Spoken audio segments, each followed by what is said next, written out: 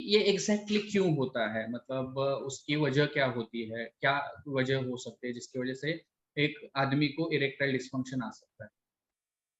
देखो, erectile dysfunction है 2 type का रहता है, ठीक है? पहला एक है प्राइमरी इरेक्टाइल डिस्फंक्शन और सेकंड है सेकेंडरी इरेक्टाइल डिस्फंक्शन। अभी दोनों में हमको फ़र्क जानना है, ठीक है? प्राइमरी इरेक्टाइल डिस्फंक्शन मतलब जो पहले से ही है, यानी जो आदमी ने कभी भी ज़िंदगी में सेक्स किया ही नहीं है, संबंध बनाया ही नहीं है, ऐसे आदमी को जब सेक्स में दिक्कत आती है, तो हम उसको बोलते हैं प्राइमरी इरेक्टाइल डिस्फंक्शन। वो दोनों तरह की हो सकती है, ताकत नहीं आना या ताकत आके संबंध बनाने की इतनी ताकत नहीं आना या संबंध बनाने के टाइम तो ताकत आई हुई चली जाना। तो इसको बोलते हैं प्राइमरी इरेक्टाइल डिस्फंक्शन यानी प्राथमिक इरेक्टाइल डिस्फंक्शन।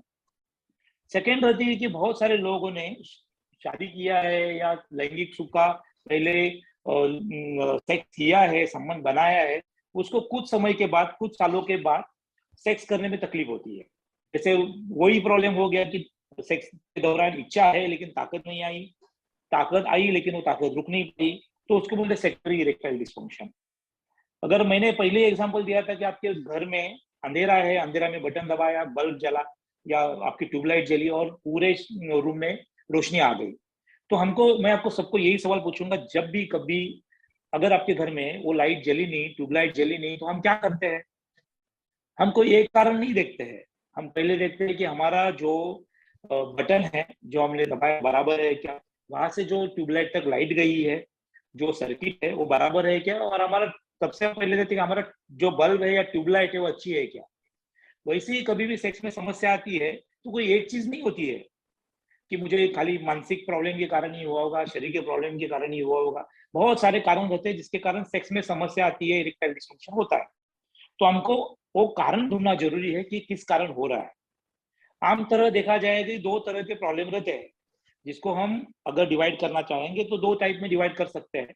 जो पहला टाइप है जिसको हम मानसिक कारण बोलते हैं और जो दूसरा टाइप है जिसको हम शारीरिक कारण बोलते हैं। आप बोलेंगे अभी मानसिक कारण मतलब क्या डॉक्टर? बहुत सारे लोगों को ना सेक्स के नाम से ही डर रहता है। उनको सेक्स करने जाना है, परफॉर्म करना है, तो उसकी चिंता आती है कि आज मेरे से होगा कि नहीं होगा। बहुत सारे लोगों के पुराने एक्सपीरियंसेस रहते हैं, वो अच्छे नहीं होते। जैसे अभी कोई बैट्समैन क्रिकेट खेल रहा है और 10 बार 0 पे आउट हो गया तो 11वें टाइम उसको खेलने का ही डर लगता है। बहुत सारे लोगों का बार-बार फेल होने के कारण उस तरह का माइंडसेट हो जाता है कि मैं परफॉर्म नहीं कर पाऊँगा। बहुत सारे लोगों को बहुत सारी मानसिक बीमारियाँ हो जाती है, जैसे एंग्जायटी डिसऑर्डर है, डिप्रेशन है, फिर उसके बाद सिज़ोफ्रेनिया जैसे साइकियाट्रिक बीमारी रहती है। उनके कारण ये मानसिक कारण वो परफॉर्म नहीं कर सकते। ये सब मानसिक रीजन है, ठीक है? बहुत सारे बच्चों के जो अनुभव रहते हैं, बचपन में सेक्स के बारे में बोला तो माता-पिता ने डाँट दिया, बच्चों ने आजू-बाजू के बच्चों ने चिढ़ाया, किसी का सेक्सुअल अब्यूज़ हो गया बचपन में। उसके कारण सेक्स के प्रति एक नेगेटिव भावना वो लोग बच्चों के मन में बचपन से ही पली होती है। वो जब बच्चे जवान होते हैं, तो भावना वो कंसिस्टेंट रहती है। तो ये मानसिक कारण से ये सब मानसिक कारणों के कारण इरेक्टाइल डिस्फंक्शन आ सकता है, जिसको हम साइकोलॉजिकल कारण बोलते हैं। अभी दूसरा कारण देखा जाए तो जिसको हम ऑर्गेनिक रीजन बोलते हैं। ऑर्गेनिक मतलब जैसे मैंने बताया कि ये प्रॉब्लम हमारे शरीर में छुपा हुआ है, ये प्रॉब्लम को कोई ठोस कारण है।